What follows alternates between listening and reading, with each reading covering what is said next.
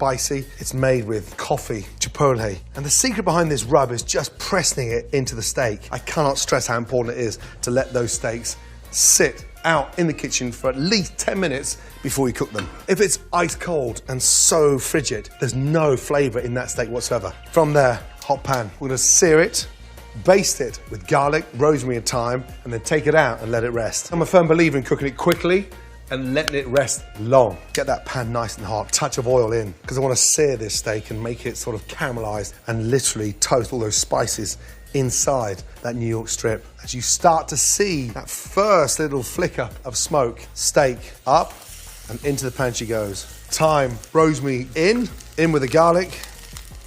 I want all that seasoning in there as well. If we get this right, it's cooked within 3.5 to 4 minutes. Quick sear, lift, and look at that. Flip it over, and then in comes the butter.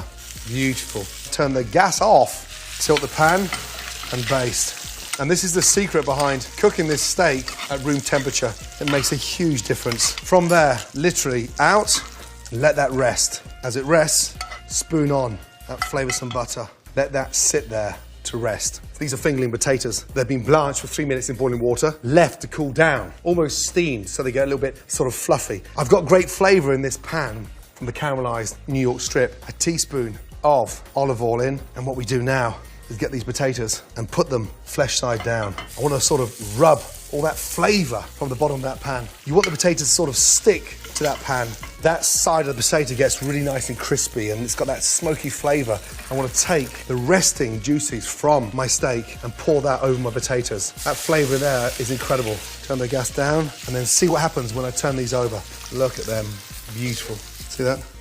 That flavour in there is extraordinary. And then finally, before they come out, finish them with a touch of butter. They are beautiful.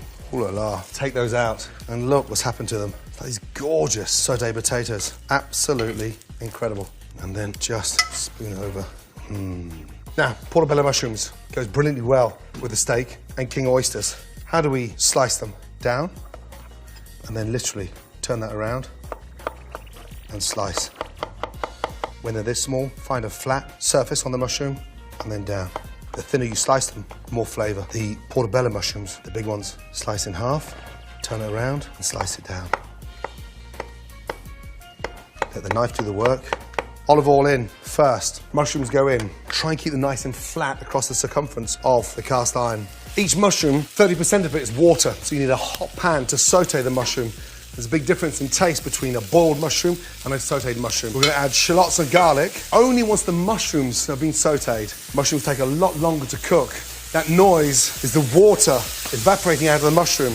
Hot pan, high heat, and get rid of that water. And the flavour left in here is incredible. Gas down, shallots I'm going to sprinkle over there. Bit of garlic over. And then these little babies, they're little thyme flowers. That's going to lift the mushrooms and make them so fragrant. Sprinkle the thyme flowers over.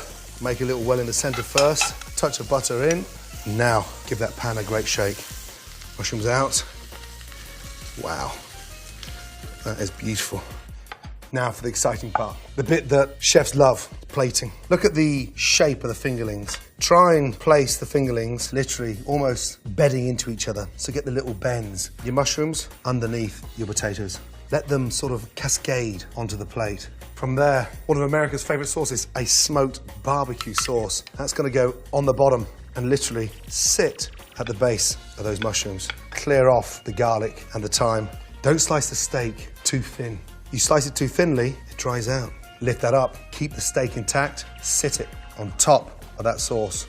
Open that up, just see how pink that is. And then finally, take those resting juices that were left on your tray. That is amazing flavour. And then just glaze all the way over. And there you have the most amazing spiced rub. New York